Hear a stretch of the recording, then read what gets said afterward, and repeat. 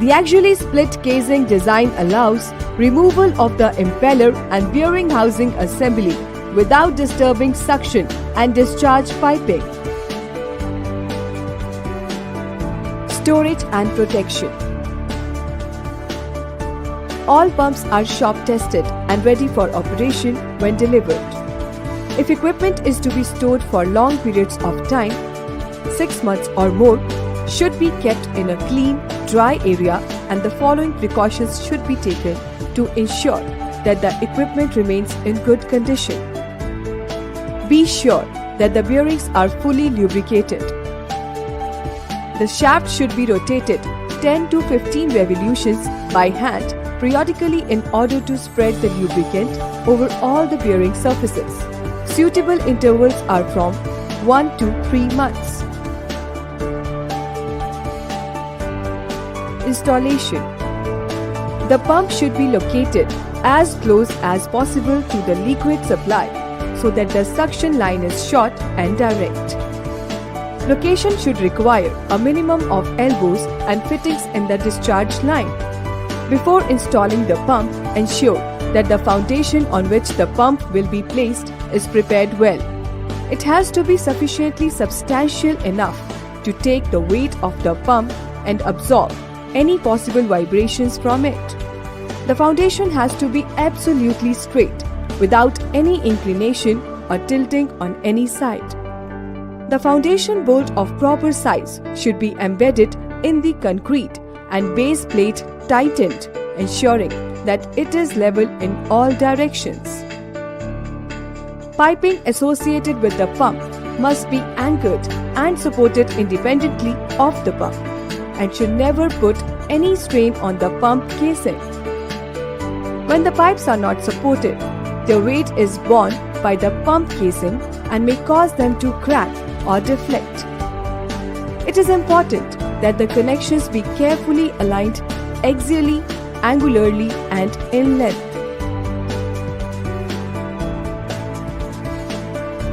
Suction piping in case of static suction lift condition, negative suction. The piping run and the connection fittings should be properly aligned and supported separately. The elbow should be of long radius type.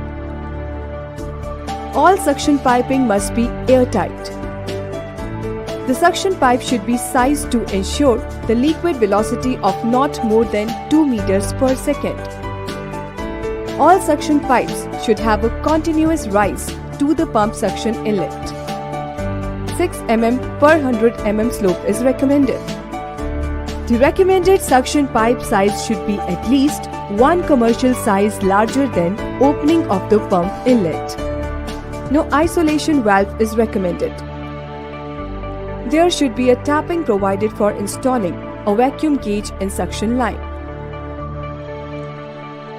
The reducer joining the straight length of the pipe in the pump line should be an eccentric reducer, with the inclined side of the reducer as the bottom side. The straight length of the pipe after the eccentric reducer should be 2 times of the pipe diameter.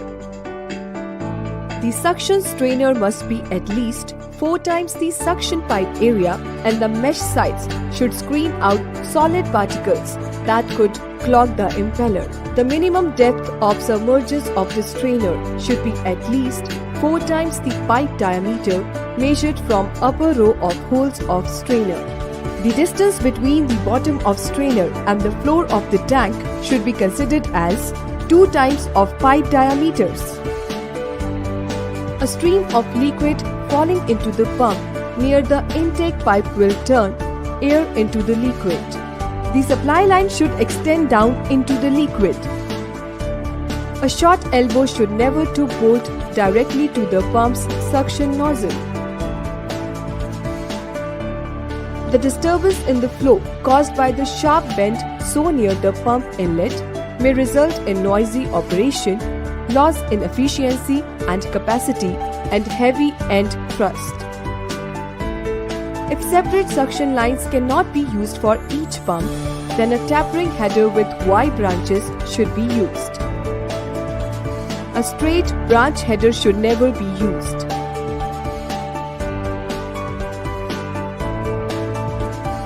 Suction piping in case of flooded suction condition.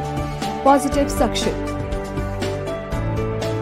In case the water is being supplied to the suction through gravity, example, an overhead tank, a slightly different setup is needed. The elbow should be of standard type or of the long radius type.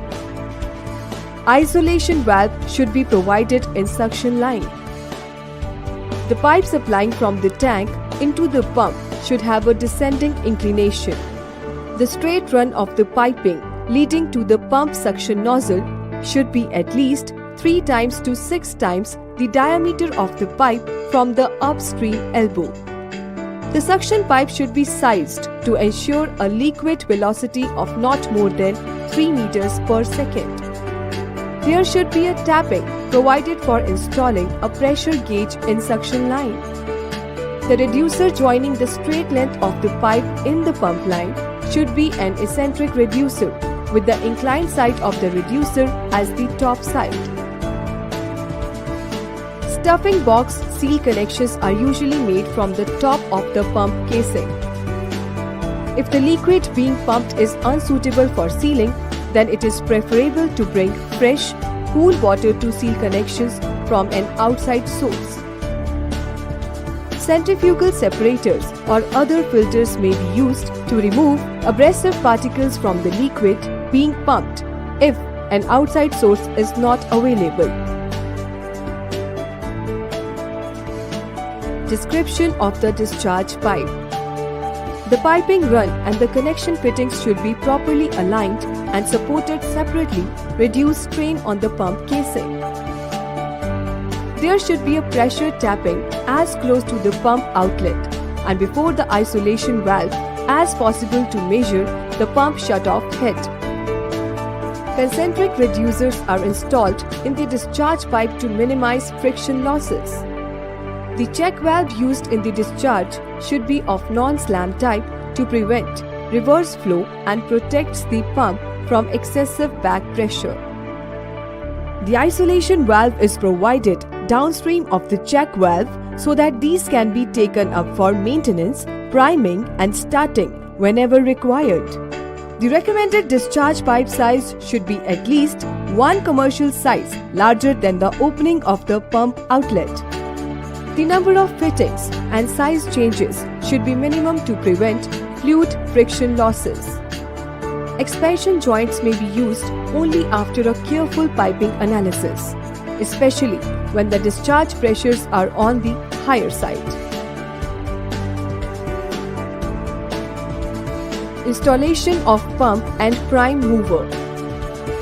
The pump and motor unit needs to be fitted firmly onto the base frame using nuts and bolts before fitting in any pipes. It is essential to confirm the distance between the shaft ends. In the subsequent step, the pump and motor are aligned to the final tolerance using a reverse dial gauge or a laser alignment tool. After the alignment is completed, the piping associated with pump should be bolted. Once this is completed, the alignment should be rechecked and similar readings should be obtained. If this is not the case, then the piping should be investigated and suitable corrections should be made. If this is left unattended, it can cause stress on the pump casing. Misalignment may be the cause of noisy pump operation, vibration, premature bearing failure, or excessive coupling wear.